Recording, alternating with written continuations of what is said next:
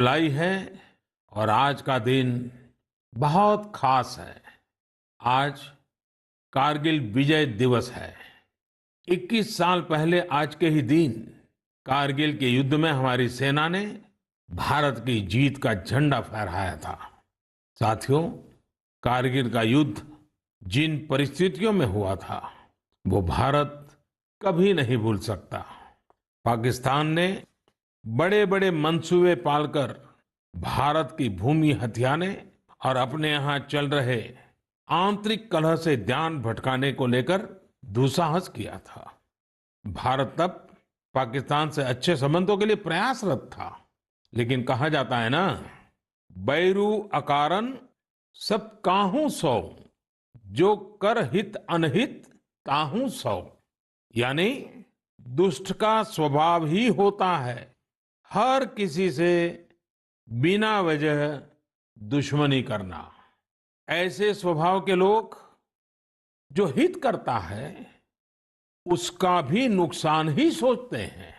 इसलिए भारत की मित्रता के जवाब में पाकिस्तान द्वारा पीठ में छुरा घोंपने की कोशिश हुई थी, लेकिन उसके बाद भारत की वीर सेना ने जो पराक्रम दिखाया, भारत ने अपनी जो ताकत दिखाई, उसे पूरी दुनिया ने देखा।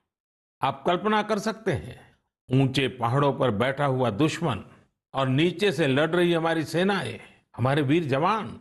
लेकिन जीत पहाड़ की ऊंचाई की नहीं, भारत की सेनाओं के ऊंचे हौसले और सच्ची वीरता की हुई।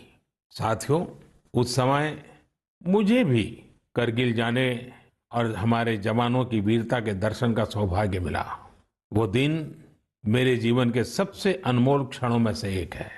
मैं देख रहा हूं कि आज देश भर में लोग कारगिल विजय को याद कर रहे हैं।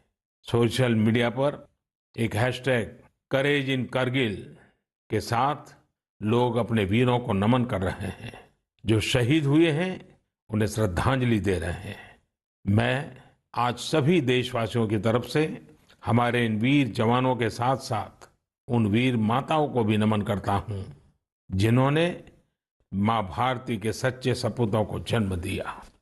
मेरा देश के नौजवानों से आग्रह है कि आज दिन भर कारगिल विजय से जुड़े हमारे जाबाजों की कहानियां, वीर माताओं के त्याग के बारे में एक दूसरे को बताएं, शेयर करें। मैं साथियों आपसे एक आग्रह करता हूं। आज एक वेबसाइट है www.gallantryawards.gov.in। आप उसको जरूर विजिट करें।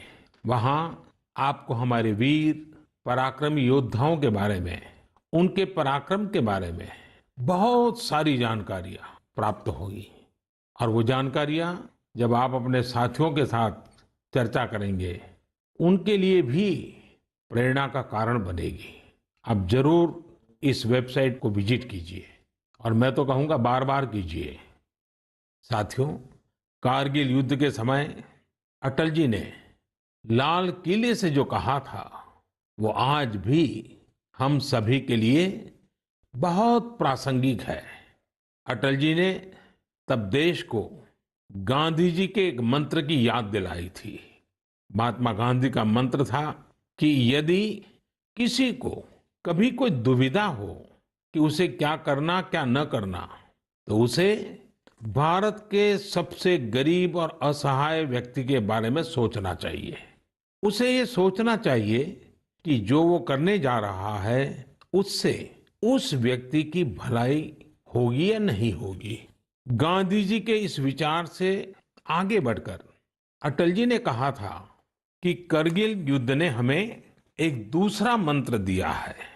ये मंत्र था, कोई महत्वपूर्ण निर्णय लेने से पहले हम ये सोचें कि क्या हमारा ये कदम उस सैनिक के सम्मान के अनुरूप है जिसने उन दुर्गम पहाड़ियों में अपने प्राणों की आहुति दी थी। आइए अटल जी की आवाज में ही उनकी इस भावना को हम सुने, समझे और समय की मांग है कि उसे स्वीकार करें। हम सभी को याद है कि गांधी जी ने हमें एक मंत्र दिया था। उन्होंने कहा था कि यदि कोई दुविधा हो कि तुम्हें क्या करना है, तो तुम भारत के उस सबसे असहाय व्यक्ति के बारे में सोचो और स्वयं से पूछो कि क्या तुम जो करने जा रहे हो उससे उस व्यक्ति की भलाई होगी।